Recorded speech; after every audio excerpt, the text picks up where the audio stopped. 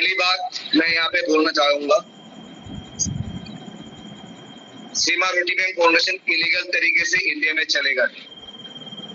जिस दिन अगर इलीगल तरीके से चलेगा उस दिन बंद हो जाएगा। बंद मैं खुद करूंगा अगर इलीगल तरीके से कोई चलाने की कोशिश करेगा तो। ना तो किसी की सीनियर की बात मानी जाएगी संस्था में, क्योंकि ये एमएलएम कंपनी नहीं है, बोर्ड ऑफ ट्रस्टी है। सन 2018 से बोर्ड ऑफ ट्रस्टी के द्वारा ये चलती है। सीमा रोटी बैंक फाउंडेशन त्रिपुरा का सेकंड एनजीओ है जो किसी की बात नहीं मानता है। संस्था अपने लेवल में काम करता है। गवर्नमेंट ऑफ इंडिया ने अगर परमिशन दिया है सोसाइटी के लिए काम करना तो सोसाइटी के लिए काम करेगा। ये प्रलोभन देके काम नहीं करना है इसमें,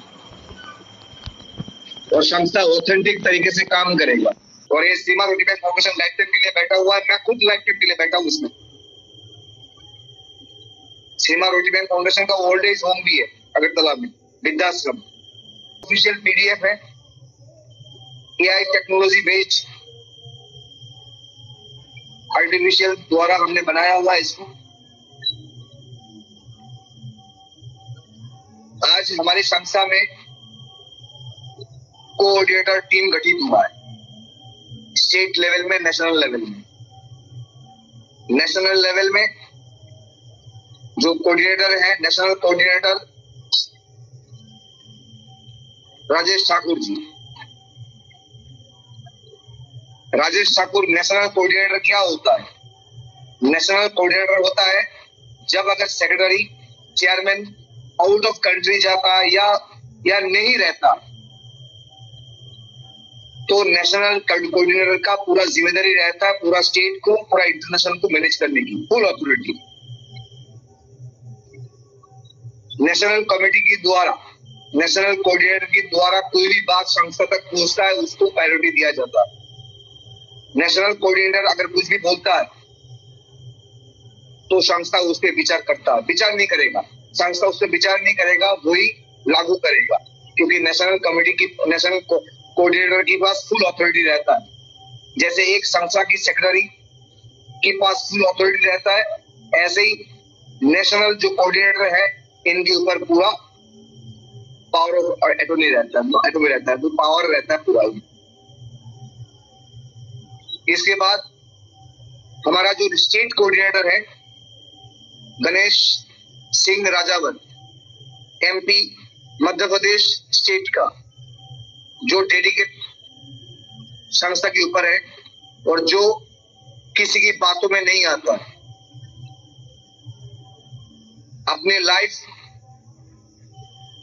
अच्छी लाइफ जिए है और एग्रीकल्चर डेप्यूटी डायरेक्टर भी थी। 1 साल हुआ है वो रिटायरमेंट पे गया हुआ है, अब फुल संस्था के पास समर्पित करती है। फिर आते हैं मंजू जैना। मंजू जैना दिल्ली स्टेट कोऑर्डिनेटर है, पेशे में क्राइम ब्रांच है, इंस्पेक्टर, सब इंस्पेक्टर, जो मेरी बहन है। मंजू जैना Delhi state coordinator crime branch, sub inspector, मेरी बहन। पूरा जिम्मेदारी दिल्ली का इनके ऊपर है।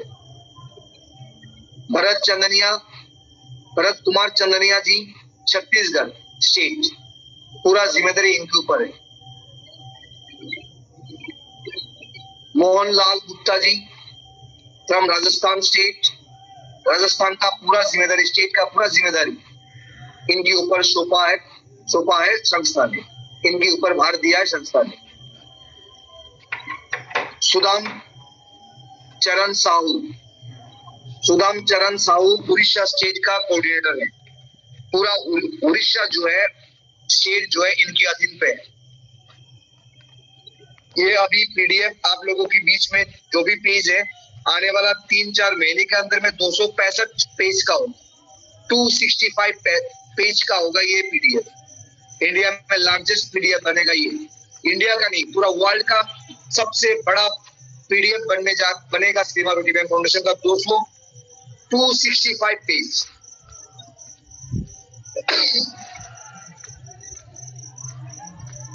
तो नेशनल जो कमेटी है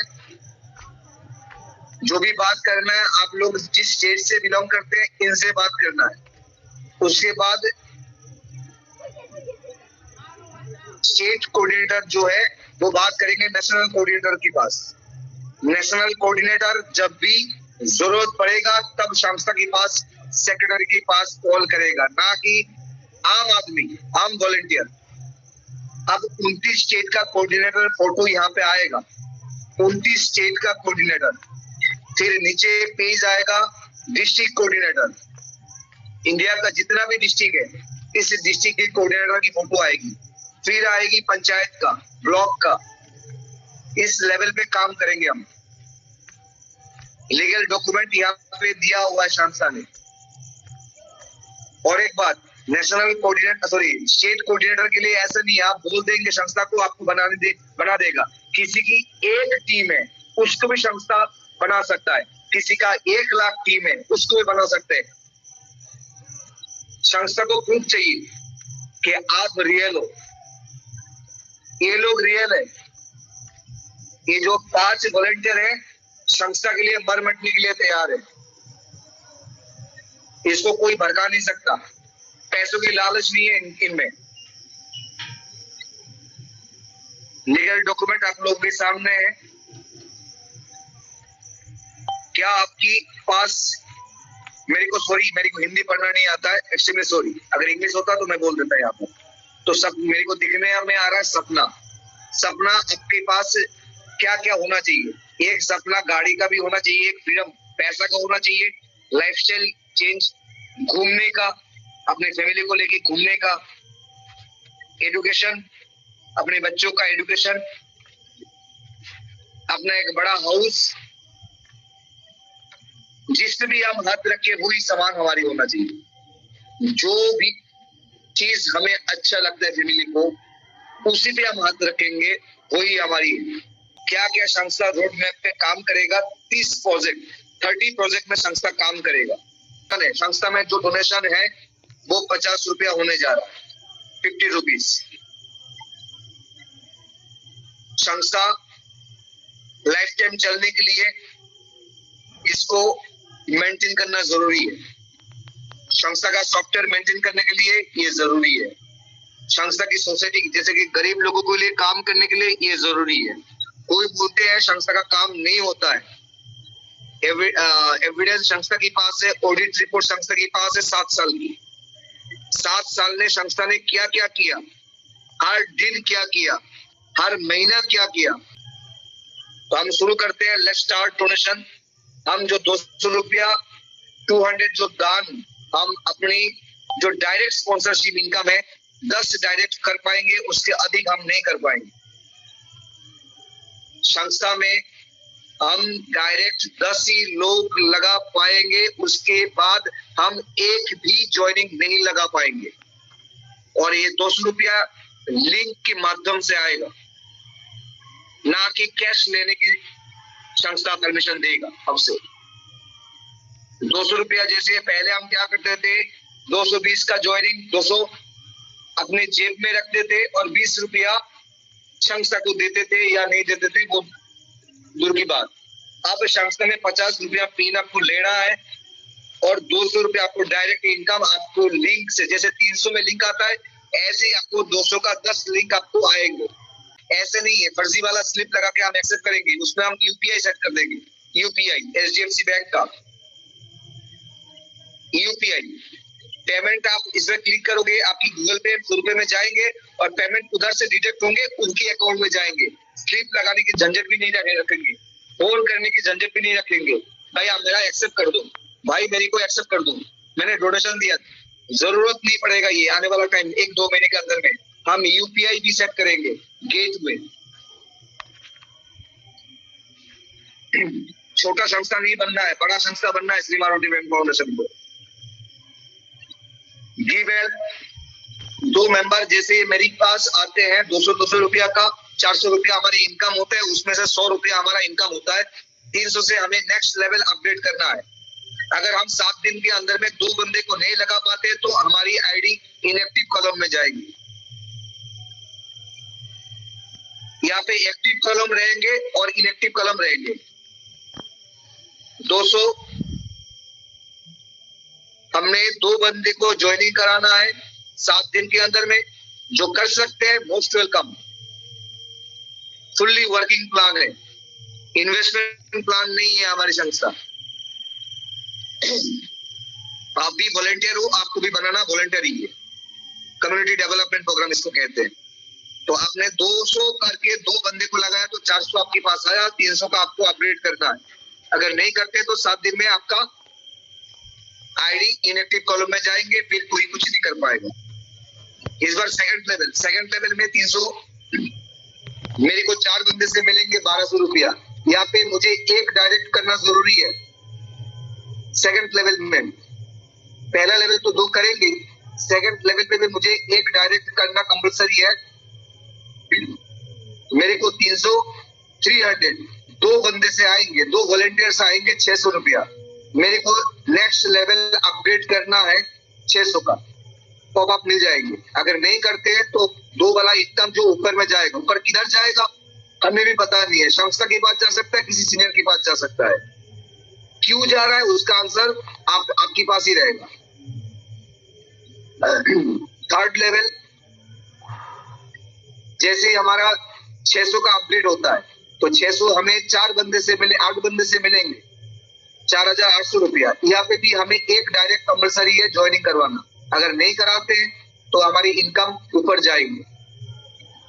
600 करके मुझे 4 वॉलंटियर से 2400 रुपया मिलेंगे। यहाँ से मुझे नेक्स्ट लेवल अपडेट करना है 2000।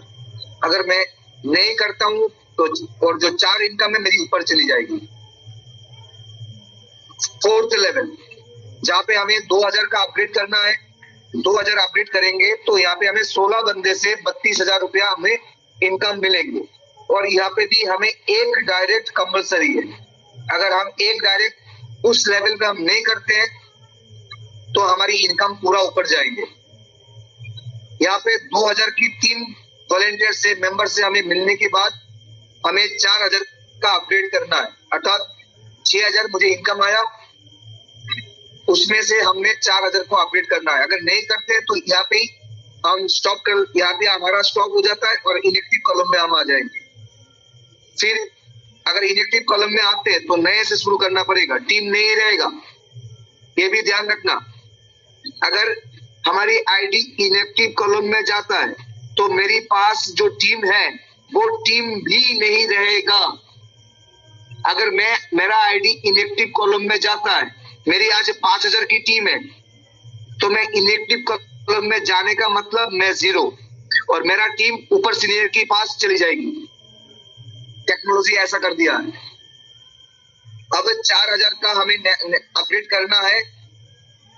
32 लोगों से मुझे 4000 करके आएंगे तो 1,28,000 मुझे डोनेशन मिलेंगे। एक डायरेक्ट कंपलसरी यहाँ पे 4000 डोनेशन मेरे को 3 मेंबर से वॉलंटियर से मुझे मिलेंगे 12000। अगर 12000 मुझे मिल गया है तो मुझे 8000 का नेक्स्ट लेवल अपग्रेड करना है। अगर मैं नहीं करता हूं तो इनएक्टिव कॉलम में आएंगे, पॉपअप जिसे आया। अगर मैं नहीं करता हूं तो मेरी को इनएक्टिव कॉलम में आएगा, मेरा कोई टीम नहीं रहेगा और 0। 6 लेवल में जैसे ही मेरा 8000 का अपग्रेड होता है तो 64 लोगों से मुझे 5,12,000 रुपया मिलता है। यहाँ पे भी मुझे एक डायरेक्ट कंपलसरी है। 8000 मुझे 3 वॉलंटियर से मिलेंगे 24,000 रुपया। नेक्स्ट लेवल मेरी को 16,000 का अपडेट करना है। अगर आप नहीं करेंगे, पॉपअप आने के बाद नहीं करेंगे तो हमारी आईडी यहाँ पे स्टॉप, फिर इनएक्टिव कॉलम में फिर 200 से शुरू करना पड़ेगा, टीम फिर से खाली करनी पड़ेगी।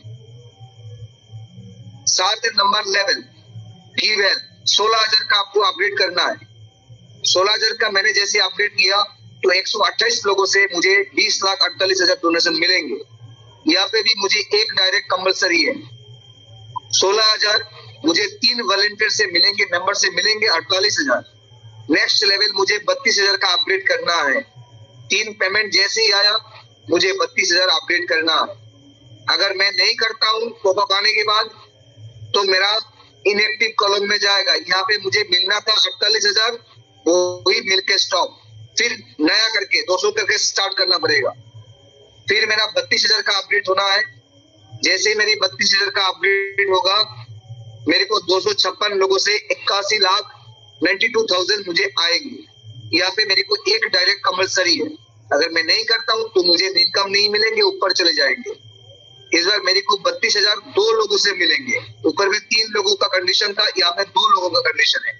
32,000 आपको मिला, 2 बंदे से आपको 64,000 करना है नेक्स्ट लेवल अपग्रेड करने के लिए। 64,000 यहाँ पे आप लोगों की माइंड पे वो हो सकता है कि 32,000 पे 2 हमने संस्था ने क्यों किया। 7 लेवल तक आपकी कितना इनकम होता है, एक बार आप लोग अपने घर पे लिख लेना, आपके पास कितना पैसा रह जाएगा। तो यहाँ पे कोई दिक्कत वाली बात नहीं है। 32,000 जैसे ही आपको 2 बंदे से आया तो आपको अपग्रेड करना है 64,000। अगर नहीं करते हैं तो इनेक्टिव कॉलम में मुझे भी जाना है। जैसे ही मैंने 64,000 का अपग्रेड किया तो मुझे 512 वॉलंटियर से मेरे को 3,27,68,000 मुझे आना है। एक डायरेक्ट यहाँ पे भी कंपल्सरी है। अगर यहाँ पे मैं एक डायरेक्ट नहीं करता हूँ 300 का, तो मेरी ये जितने भी लिंक है ऊपर चले जाएंगे। इस बार मेरे को 64,000 का 2 लिंक आएगा, 2 मेंबर से 1,28,000। मुझे नेक्स्ट लेवल अपग्रेड करना है 1,28,000। 1,28,000 का मेरे अपग्रेड है। 1,28,000 जैसे ही मैं अपग्रेड करता हूँ, यहाँ पे